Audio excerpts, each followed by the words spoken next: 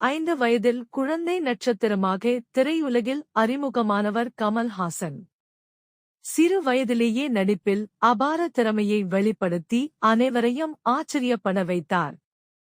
நடிப்பு மட்டுமல்ல, நாட்டியம், இசை, சண்டை பயிற்சி என பல கலைகளில் தேர்ச்சி பெற்றவர் கமல்ஹாசன்.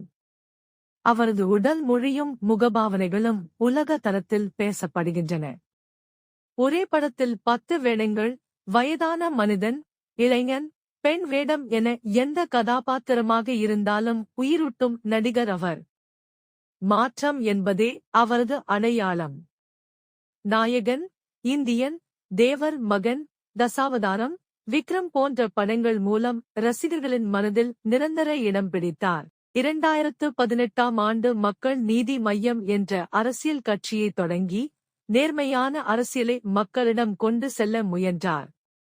கிராமங்கள், நகரங்கள் என நேரில் சென்று மக்களை சந்தித்து அவர்களின் பிரச்சனைகளை கேட்டு தீர்வுக்காக குரல் கொடுத்தார். இன்று நடிகராக மட்டுமல்ல, சமூக பொறுப்புள்ள தலைவராகவும் இந்தியாவின் முக்கிய அரசியல் குரல்களில் ஒருவராகவும் கமல்ஹாசன்